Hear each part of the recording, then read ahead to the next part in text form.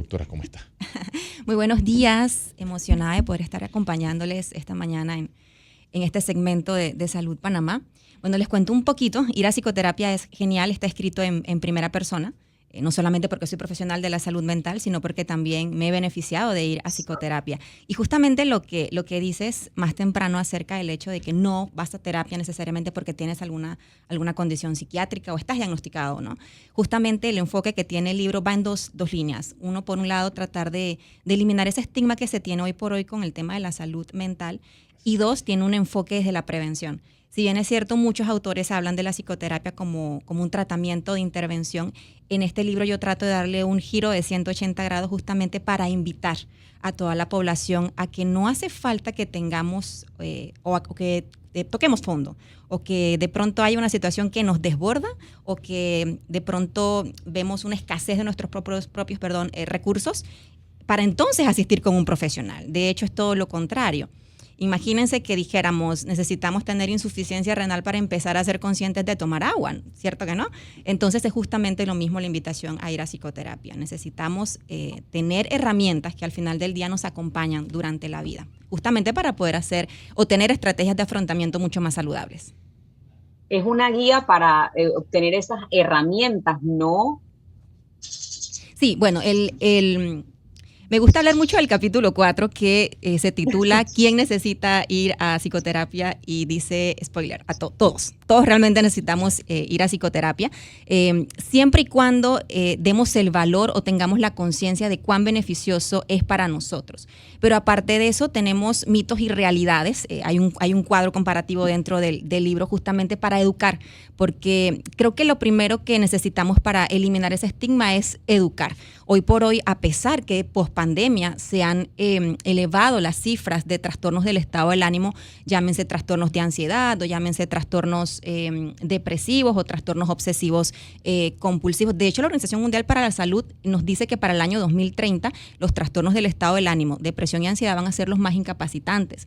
Y eso por mencionar algunos, pero existe un manual diagnóstico de trastornos mentales que tiene una serie de clúster que, por hablar de los trastornos del estado del ánimo, son apenas algunos. Pero luego tenemos, por ejemplo, todos los trastornos que tienen que ver con la primera infancia, lo que mencionaban en el desarrollo. Son muchísimos los trastornos que incluye la parte mental, que yo creo que es necesario que ya empecemos a hablar de forma más natural, y estos espacios que nos permiten hacerlo realmente contribuyen mucho. Y yo le voy a contar que yo sí sentí un poco de aprensión el primer día porque uno crece, sobre todo los hombres nos cuesta mucho expresar cómo nos sentimos, y si tenemos un problema, las mujeres casi siempre tienen una red de amigas en las que pueden canalizarlo, pero nosotros normalmente callamos. Y está sobre todo eso que mencionaba Larissa hace un momento, de que me van a etiquetar, que me ven entrando al consultorio. Sin embargo, lo primero que pasa es que hacen un balance, como cuando tú llevas el automóvil o cualquier tipo, te hacen un diagnóstico y te das cuenta dónde estás, qué necesitas trabajar, que no todo está perdido desde la perspectiva que a veces uno tiene esa mirada un poco más agotada por los problemas, por las pérdidas, perdiste el trabajo, te mudaste, hasta por temas de una mascota. La situación económica, son muchos factores, y comienzas a entender cómo lo puedes trabajar. Totalmente. De hecho, parte del libro también aborda cómo es una primera sesión de psicoterapia para aquella persona que se está planteando el querer ir, pero de pronto tiene esa aprensión de decir, ¿y cómo me voy a sentir tan cómoda hablándole a otra persona que en mi vida he visto? Pues esa es la ciencia. Esa es la ciencia detrás del proceso psicoterapéutico. Una persona que es un profesional, que se ha profesionalizado, valga la redundancia, que no tiene ningún tipo de conexión emocional con la persona y que puede mirar en perspectiva diferente la situación que está atravesando la persona. Pero además el libro también nos habla cuándo estamos preparados para dejar la psicoterapia, porque convengamos de que la psicoterapia no es un proceso eterno, realmente no.